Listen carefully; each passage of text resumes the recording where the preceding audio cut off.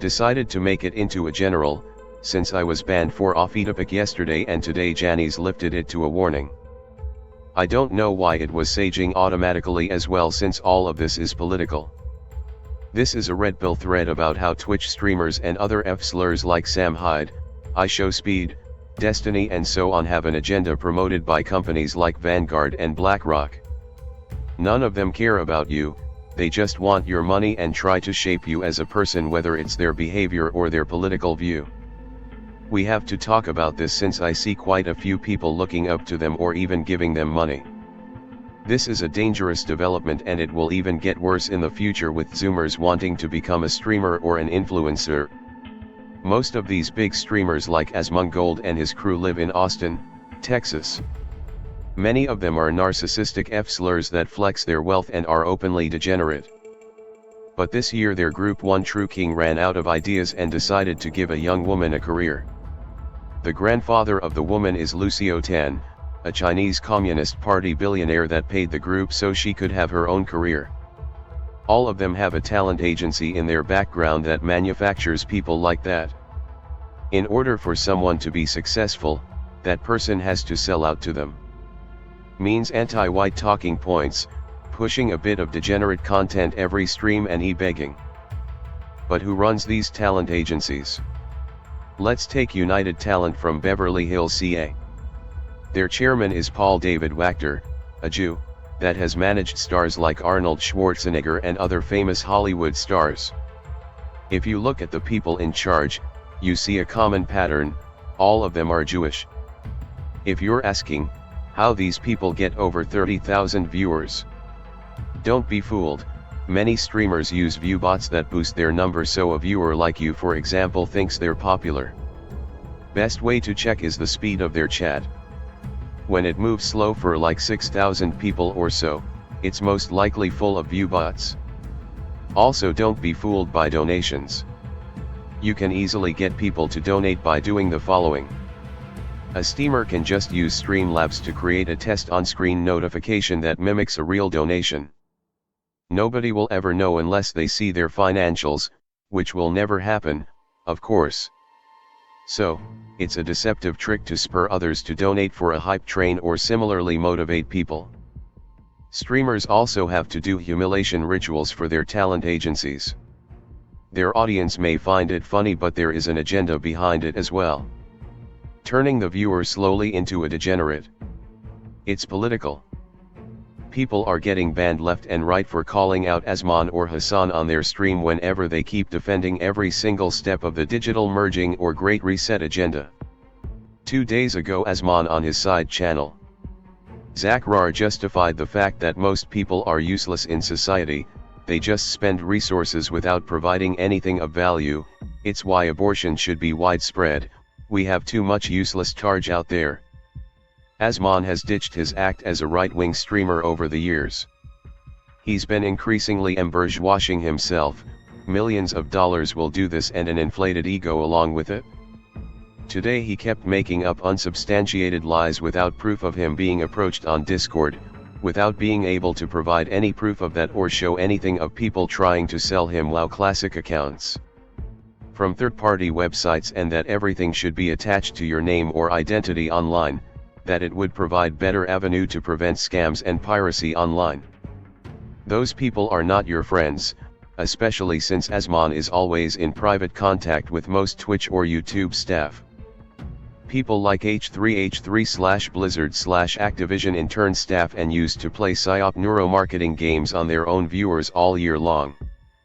Today a few viewers got banned for calling him out on his talk being eerily too similar to the Great Reset philosophy of using his name on different website. Gradually him and his team of degenerates are doing the work of the Satanist Marxists.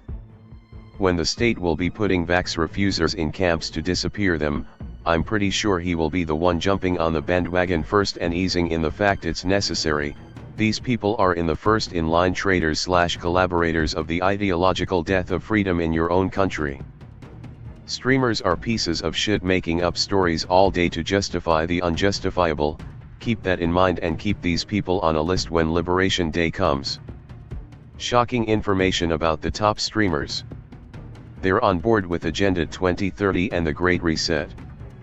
Asmongold, OTK/YouTube and Twitch streamers are pushing collectivism ideas/universal basic income/grooming their kid audience for social credit system.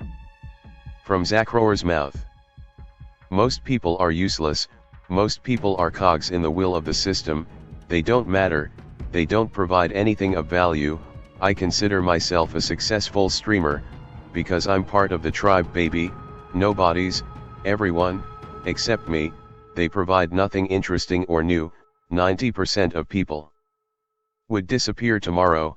I mean worker, also blue collar worker could disappear tomorrow, literally die, overnight, and nobody would notice it, and it would be for the better of society as a whole. Yes, I do mean it, and you probably wouldn't be sad either. He's just spitting World Economic Forum talking points all day. End of anonymity, digital IDs, carless and cashless society. He's all for the tyranny, hyper-low regulation, and he's pushed on Twitch for the sole purpose of advancing ideas for the WEF. When a Polish Anon first posted about streamers being manufactured and managed by talent agencies, one prominent agency, Night Media, from Austin, Texas, removed their roster. You can find it here, see link in description. Shows how many streamers are on board for their agenda. Ownership of Otter Media. Chernin Group owns almost every talent agency there is out there. Background info about Ezra Cooperstein, owner of Night Media. Cooperstein worked at Current TV and was the vice president, reporting directly to Gore. This was his very first job at age 22, some insane nepotism. After this he went on to Initiative, which is a subsidy of IPG Mediabase that buys networks for Disney, before getting put on assignment with Maker Studios and using YouTube as a test bed with Machinima, Rooster Teeth, etc. These groups all tie in with Fullscreen LLC and Otter Media, which had direct financial lines to the Chernin Group. Additional info. Half the companies listed went defunct in 2019, with Cooperstein taking over as president of Night Inc. in 2020. Now Night Inc. is buying multiple networks such as The Roost, publishers such as Offband. If you were wondering why slurs like Ludwig and Pirate Software have been showing up more often, and already owned Gamers Ups for a long while now, with the owner listed as Jay Schlatt, another Night Media employee. Yet it always smelled fishy to me, how the kids were all flocking to this random bunch of streamers that were suddenly successful. I even told some people I was discussing the recent Hollywood Exposed stuff with that Austin, Texas is the new Hollywood, and Texas is going to be the next California. It makes me sad that the Lone Star State is going to be the new official state of sodomy. The worst part about them is that they get astroturfed everywhere. I can't watch a YouTube crafting video without some recommendations by streamers like Asmongold or others. Austin is like Glowy Central at this point.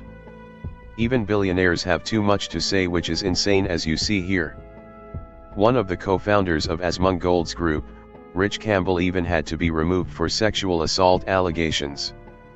Hey man, leave Kai Cenat alone. /v/loves this guy because he's a gamer like them and are waiting in line to hopefully slurp his BBC. Simps are baited by the laundering fuckers. It's a vicious cycle of exploitation. They do not want to be outdone, so they donate more and more to be noticed by their female streamer. Meanwhile, big cunts like Hassan and such have their lackeys spamming gift subs 24/7 to inflate their numbers. Tax is a reason they do it. Embedding is also very bad. Basically what happens is they pay third-party sites to embed their streams into random Indian and Russian websites, but as a single pixel. It automatically plays at 144p and is muted, so you never find out.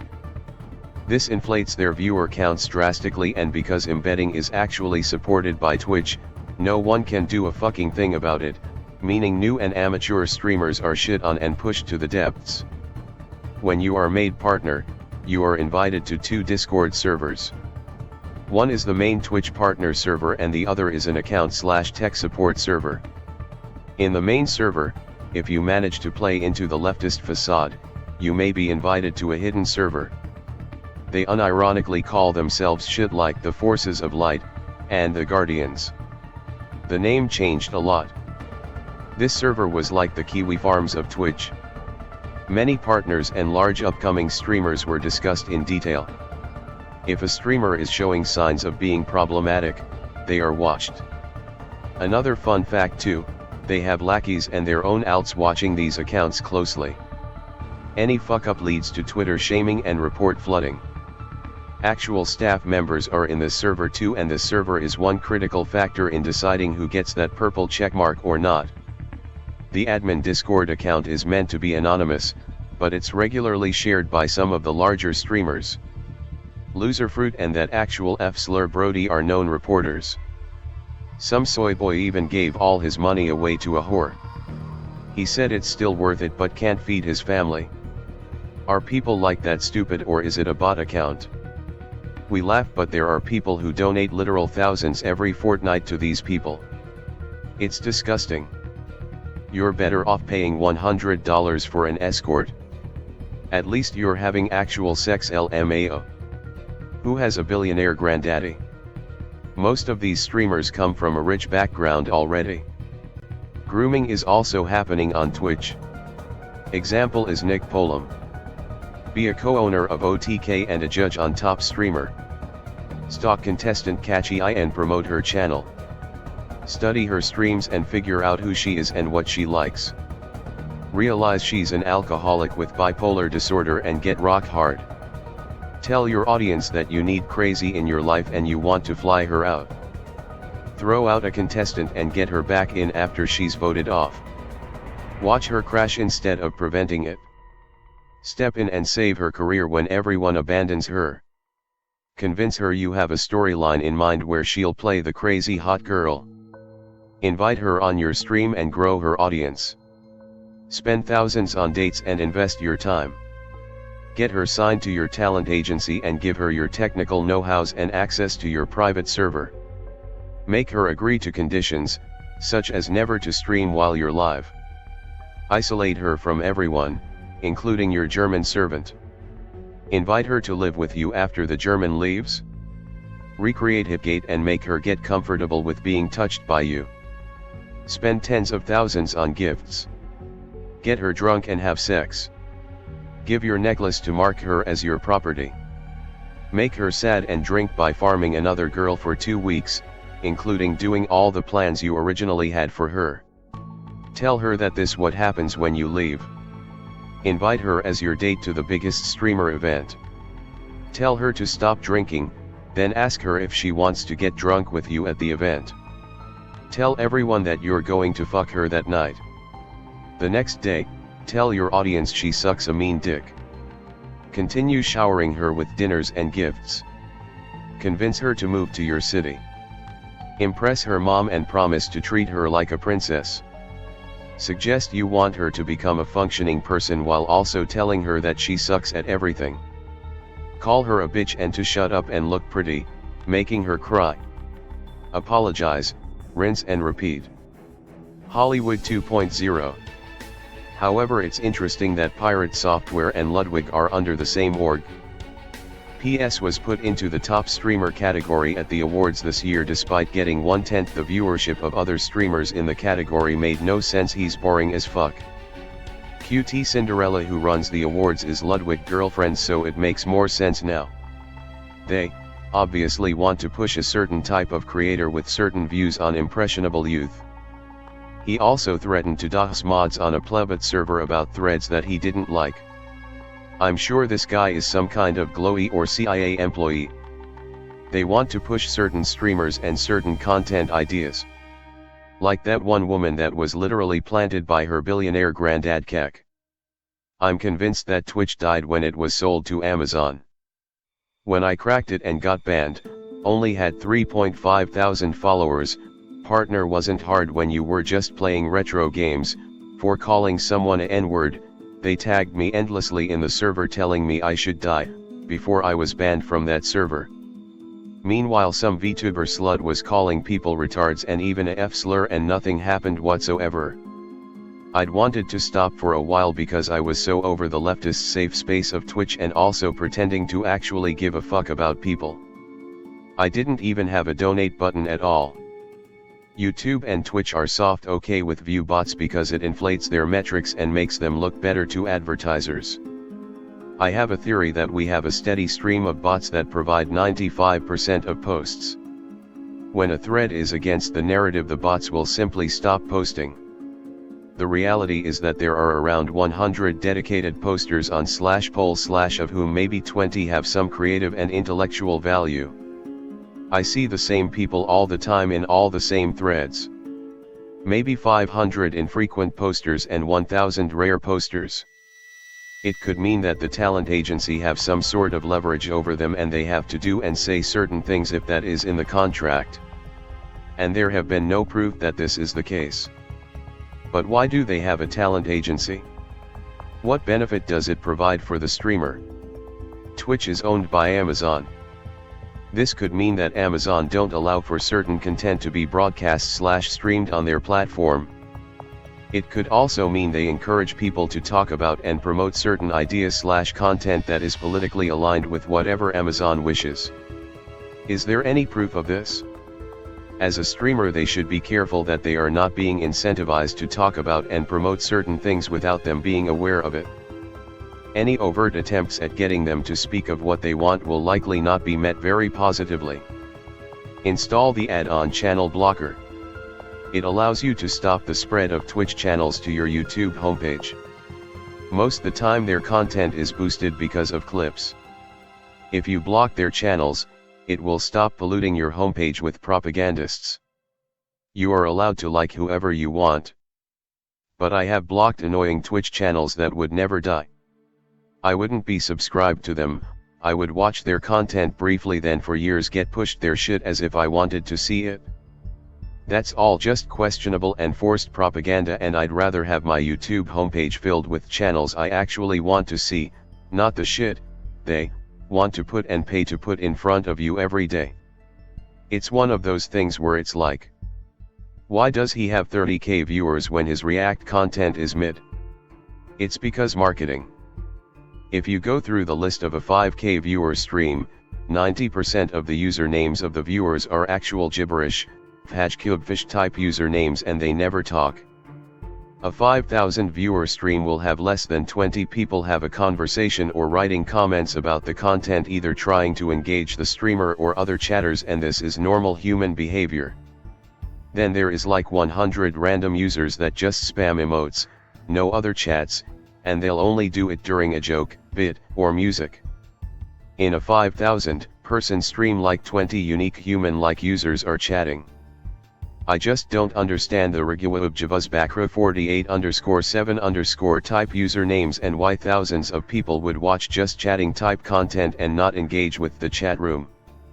I'm waiting for the inevitable sex scandal blackmail shitshow on PAR with Diddy and Harvey Weinstein. Either Hassan, XQC, or Kai Cenat will be the ones behind it. I remember Amaranth was basically proven to be pressured by her Asian husband, threatening to kill her dogs if she didn't stream, to do more sexual stuff. I don't think Amazon knows Twitch exists beyond a accounting line.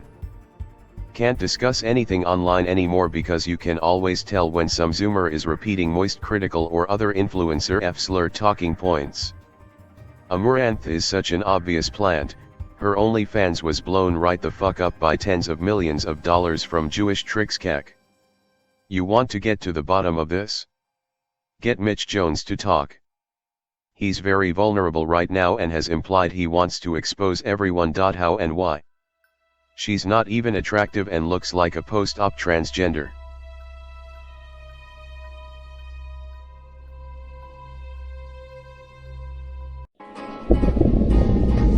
To the town of Anon, we rode it straight to one fine day. Hardly spoke to folks around him, didn't have Bunch of savages in this town.